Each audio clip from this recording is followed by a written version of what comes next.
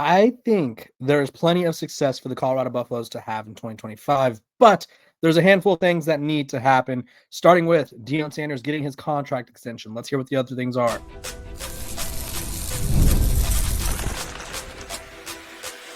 You are Locked On Buffs, your daily podcast on the Colorado Buffaloes, part of the Locked On Podcast Network, your team every day. Welcome to Locked On Buffs. I'm your host, Kevin Borba. Today's episode is brought to you by TurboTax. Ready for stress-free taxes and the most money back guaranteed? Head over to TurboTax.com and get matched with your expert. We're also brought to you by the Locked On Podcast Network. It's your team every day for free and available wherever you get your podcasts. So make sure to like, subscribe, and follow so that way you don't miss out on a moment of our coverage. Let's talk about the keys to success. Excuse me, that's a tongue twister there for the Colorado Buffaloes. Right, I think they're coming off a pretty big year, probably the biggest year they've had in nearly a decade. Right, they go 9-4, their first year above 500 since. I mean, we could count the COVID year, right? So if we want to count the COVID year since 2020, if we're not counting the COVID year since 2016, and that would just be the fourth, fifth, sixth. Season above 500 since 2000. So clearly, Colorado has not been riding the success bus for that long. And so if you are a program who, and let me just run you through some of the peak Colorado seasons, right? This is 2009 on 3-9, 5-7, 3-10, 1-11, 4-8, 2-10, 4-9, 10-4, 5-7 3 years in a row, 4-2 the COVID year, 4-8 under Carl Durrell, 1-11 the next year, and then obviously 4-8. So if you are a program that hasn't been experiencing a lot of success, you want to do everything you can in your power to make sure you keep that success. And Colorado went 9-4 this past year. I think they were one win away, against Kansas from playing in the Big 12 title game, which means they were one game away from making it to the college football playoff. So great place to be in. You obviously lose Shedeur Sanders, you lose Travis Hunter, and you lose Jimmy Horn, LeJonte Wester, Will Shepard, BJ Green, Mark Vassett, the punter, right? You lose a lot of key guys, Shiloh Sanders, Cameron Simon-Craig, the list goes on and on. And how do you find success when you lose so much of your core? Well, for starters, like I said in the intro, for Colorado to maintain success for a long period of time, they need to make sure that Coach Prime is situated, right? I don't know if they have like a big announcement. I would love to see the announcement at this point. Do it at the spring game, right? Be like, attention, everyone. Colorado has signed Coach Prime to a 5-year extension through 2031, right? Make it a spectacle, right? If you're going to do that, get the buy-in as high as possible so that way people want to invest in the program. 2, I think investing in Coach Prime is probably the most important thing because none of this other stuff matters in the long run if he's not there, right? So that's the futuristic, how Colorado needs to succeed. The other keys to success for Colorado in 2025. 1, the offensive line needs to not be a liability, right? Shedeur Sanders, and I don't think he'll get enough credit for this because of Shedeur Sanders and people dislike him for various reasons. Some of them very unfair. Other reasons, people just don't like his persona, right? I think some people, there's a little bit more of a you-know-what factor, right? It looks like this compared to what he looks like, right? There's that. And there's some people who simply don't like when players are cocky or confident, whatever you want to call it. That being said, Shedeur Sanders, whether he gets enough credit for it or not, he was quite literally putting on the superhero cape, the Superman cape, and going, hey, I'm going to carry us to victory, or hey, I'm going to keep us in this game by sheer will, determination, mind power. Like, that dude was getting hit so many times, right? He was sacked over 100 times, I think it was nearly 100 times in 2 years. I think it was like 94 times in his Colorado career. That's insane, right? He was this line was better this past year, and he was still sacked like 40 times, right? So you need to protect Caden Salter or Julian Lewis, whoever's at quarterback, because although Caden Salter is a scrambler, right? He could run with his legs. He's got big runs on his resume, and Julian Lewis can move a little bit. You don't want your quarterback to have to play hero ball every single game because guess what? Not every quarterback has the mindset or the skill set that Shedeur Sanders does, where it's like, hey, I'm going to keep this play alive regardless, right? It's just not everyone's programmed that way. So Get the offensive line to start protecting some people. Get the offensive line to instill a run game. Through 2 years under Coach Prime, there is yet to be a 100-yard rusher in a game, right? Isaiah Gustav led the team in rushing this past year with, I believe, it was like 324 yards. I don't want to short him, but it wasn't many, right? This Colorado team has not been, I don't know, how do you say it? They've not been dynamic on the run game, the rushing attack, right? He had 384 yards. They did short him a little bit. As a team, they finished with 847 yards. Dallin Hayden was second on the team in carries with 64. He had 196 yards rushing, right? That's not going to get it done. So keys to success, right? You need your offensive line to be better in pass blocking. You need them to be better in run blocking. And then that leads me to my next point. You need Pat Shurmur as an offensive coordinator to adapt, change, and simply learn from his mistakes, right?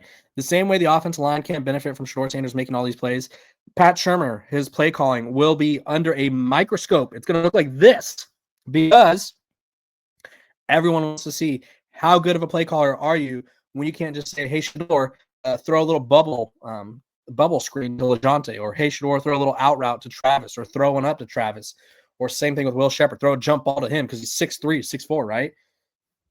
That's not in the cards, right? You still have some talented guys. You still have some big-bodied receivers, right? I'm looking forward to seeing what Draylon Miller can do. He's 6'1". He sort of had a productive moments, I guess you could say. Omarion Miller has always had some pretty big moments. He's 6'2". Joseph Williams, the Tulsa transfer, decent size, right? But again, you cannot just be like, okay, we're just going to hope for the best and see what happens, right? You need to schematically outsmart teams. And I don't know if we've seen a Colorado offense schematically outsmart anyone these past 2 years. Now, that could change. I'm sure there's been instances, but again, it needs to be on a more consistent basis. It can't be like, hey, we're just going to run these same 12 plays and hope for the best, right? So that's the other thing. Pat Shurmur needs to evolve. And then the defense really needs to, I don't want to say step up because the defense was really good this past year, but the defense needs to be the unit I think it could be, right? I think the defense could be one of the best defenses in the Big 12. You have really good players in the defensive front, headlined by Alabama transfer Jaheim Otis. You have guys like Samuel Kunalola, Keaton Wade, rushing the passer, Taj McCoy. Like, you have all these guys, these dudes. And then you bring in linebackers like Martavius French. I liked him at UTSA. I like what he can do. I think their cornerback trio of Colton Hood, DJ McKinney, Preston Hodge, maybe one of the best in the country again. So I think this unit could be one of the strongest in the Big 12. And so they really need to live up to that potential. And Robert Livingston being back at the helm of the defense will help that out. And yeah, I think those are my 3 or 4 biggest keys to success. Comment below what you think the biggest key to success is for Colorado, because obviously we all think differently. But those are the ways I think Deion Sanders and Colorado can succeed in this season specifically and moving forward as well, right? Because, I mean, some of these problems have been reoccurring, right? The offensive line has been a multi-year problem. The run game has been a multi-year problem. The defense hasn't been a multi-year problem. It was terrible in the first year, but it was a solution last year, and you need it to be a solution every year, right? Pat Shurmur, his offense will be a multi-year problem. It could cost him his job if he doesn't step it up, right? Now, granted, he hasn't done anything, but I'm just saying. And then also, if you want Coach Prime to succeed and invest in this program long-term, keep him under contract long-term. Hint, hint, wink, wink. When we come back, we're going to be talking about the guys who are participating in the Colorado Pro Day and who I think has the most to gain from that very Pro Day. But first, a quick break.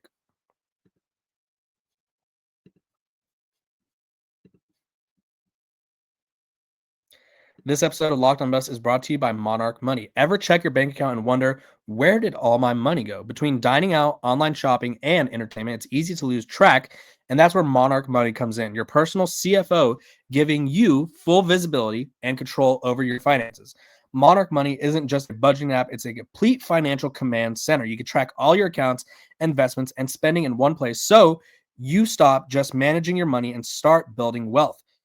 Surprising insights. When I started using Monarch, I realized just how much I was spending on food delivery. Now, I budget smarter and I save more, right? Those moments where you're like, I don't want to cook. I'll just DoorDash something. Those moments add up, right? You got to pay the dasher, the delivery fee, and all of a sudden you're paying $30, $40 3 times a week, and that's $120 4 times, or like 4 times a week, and That's 4 times in a month, right? That it adds up. You know what I mean? So take control of your finances with Monarch Money. Use code LOCKEDONCollege at monarchmoney.com for 50% off your first year. That's monarchmoney.com. Code LOCKEDONCollege for half off your first year.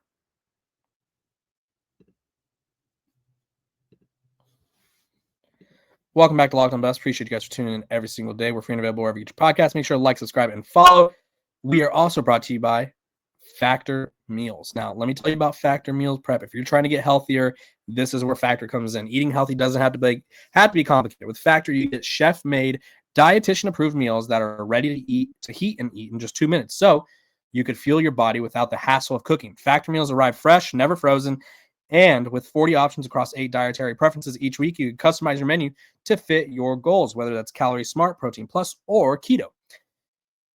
Convenience meets nutrition. I love how Factor keeps you on track with healthy, delicious meals without the time-consuming prep. Eat smart with Factor. Get started at factormeals.com/factorpodcast. Again, use code FACTORPODCAST to get 50% off your first box plus free shipping. That's code FACTORPODCAST at factormeals.com/factorpodcast to get 50% off plus free shipping on your first box.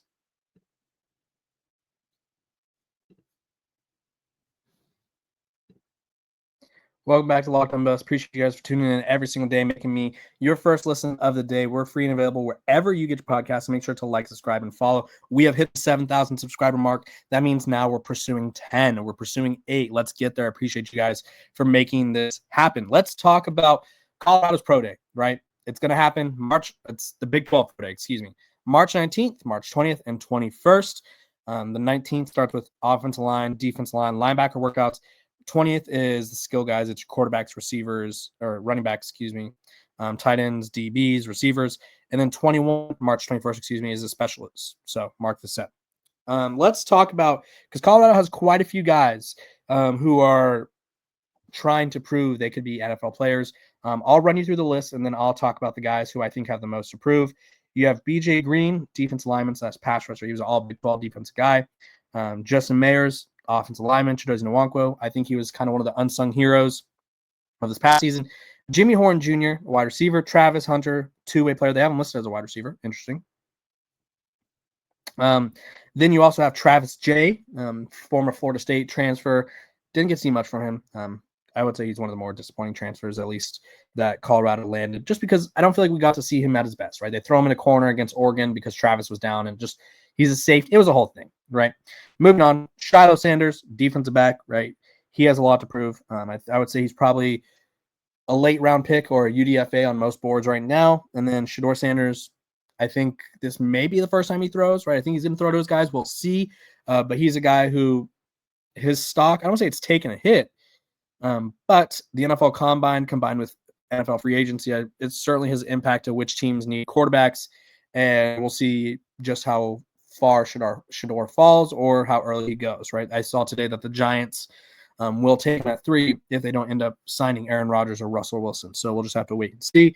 You have Will Shepherd at wide receiver.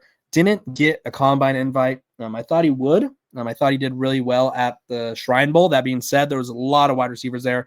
So at the Combine, that is. So he's someone who will look to stand out. Cameron Smith-Craig, a little bit undersized at his position. Herman Smith III, didn't see much of him. LeJontay Wester, saw a lot of him. He did great. I think he's one of the guys that probably boosted their stock the most. And then you got Mark Vissett, the punter. So of these guys, right, I think because there's a big list here, the guys with the most to gain, right, I think you got to go Will Shepherd, number 1, right? I think he sort of proved at the East West Shrine Bowl that he can play against top competition. He did have some drop issues throughout his career.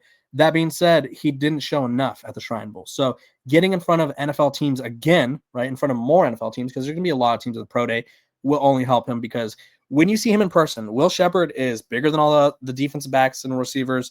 He's bulkier. He's a specimen, right? So I think some teams seeing him in person, that could be the difference, right? And then hopefully he has a great day as well. Another name, Chidozie Nwankwo, defensive lineman, transfer from Houston. He's a bit undersized, right? He doesn't get the coverage or the hype he deserves because he's undersized. Now, I'm not saying he's the next Aaron Donald, but it's sort of along those lines of, like, I don't think he gets the respect he deserves because he's not 6'3", 6'4", or even 6'2", right? He's not the biggest guy, but he's strong. He'll have to show off his quickness, his strength, and I think he's a guy that could really benefit from this. I would say Jimmy Horn Jr. Now, if Jimmy runs the 40 again, I'm hoping he does so with a little bit of 40-yard dash training, because Jimmy Horn is probably one of the fastest players in college football. That being said, he does not stand out in the 40-yard dash because he's not trained for the 40-yard dash. At least that's how it comes off, right? Even Deion Sanders Jr. said the same thing, where if he trained specifically for that, he could cut a couple, some time off his time. You know what I mean? Because he ran like a 4.48, I believe it was. I think he's a guy that could run a low 4, high 4.3 if trained properly. And then Shiloh Sanders, I think he's a guy, right? He can combine an invite, and he gets the chance to perform in front of all these scouts. He's a guy that I think there's pressure on him, right? He's Deion's son, and who knows if he's going to be able to sort of continue on as this hard-hitting safety, right? I think he's going to have to figure out a way to carve out a role in special teams. I think he's going to have to be a hustle guy, and he's going to have to make it to the NFL the hard way. And there's nothing wrong with that, but I do think him running a fast 40 time, maybe showing some ball skills, wouldn't hurt. So those are the guys who I think have the most to gain. When we come back, we will talk about the hoops season. It is officially over.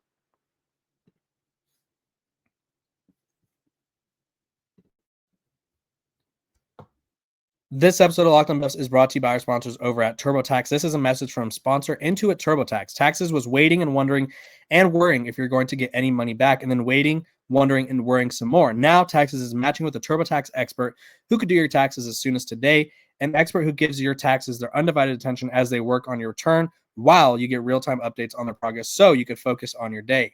An expert who will find you every deductible possible and file every form, every investment, everything with 100% accuracy. All so you could get the most money back guaranteed. No waiting, no wondering, no worries. This is Taxes.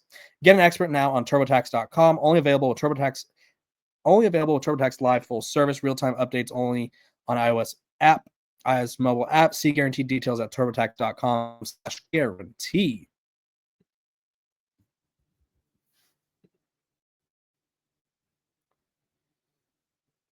Welcome back to Locked On Buffs. Appreciate you guys for tuning in every single day, making me your first listen of the day.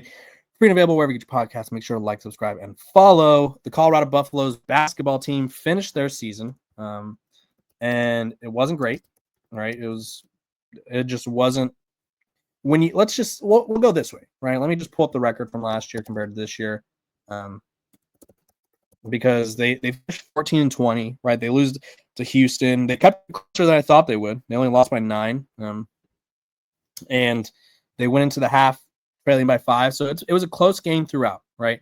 They were a frisky team as they have been all year, but they didn't have star power. This is their worst record of the Tad Boyle era. The previous worst was 16-18. Worst record since, I would say, let's see. It's pretty bad. It's pretty bad. I would say their worst record since the 90s. They've had slightly better records before. They've gone sub 500 before, but not as bad as this, right? It just wasn't enough, right? The story of this team was your best player is Andre Yakimovsky. Gosh, love the guy too. Big fan of his at Washington State when I was at the Pac-12 Network. I would say he's probably your best player, one of your best players, right? And that just can't be the case. On any other given roster, a contending roster, he's probably the 4th or 5th guy, maybe even the 6th man.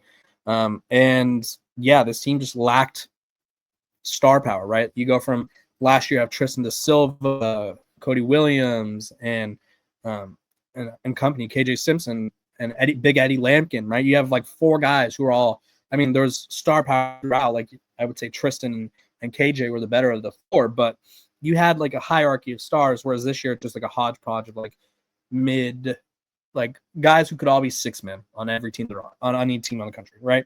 So this season's over. I've seen some rumors that Tad Boyle could be considering retirement. I've also seen some, I've been told by some people around the program that they think this will motivate him and Colorado to be back with a vengeance next year. So we'll just have to wait and see. Realistically, they're going to have to hit the transfer portal hard, right? Their high school recruiting class isn't anything special. It's not anything to to gawk at, if you will. So Colorado's basketball season has officially come to an end. Not the season you hope after making a run to the NCAA tournament last year, winning a game as the 10th seed. So you kind of really have to decide if Tad Boyle would be the guy to get you there. He has, 1, 2, 3, 4 tournament appearances in his time as the Colorado head coach, and they've made it past the second round just once. So really depends on the trajectory of the program. Really depends on, and I think this is also an important question, is like, if you fire him, who do you get to replace him? Because you can't just be firing people willy-nilly. So that's how that goes. We'll see if any developments come out of that as time goes on. Appreciate you guys for tuning in to Locked On Buffs, making me your first listen of the day. Free and available wherever you get your podcast. Make sure to like, subscribe, and follow, so that way you don't miss out on a moment of the coverage. I will see you guys on Friday.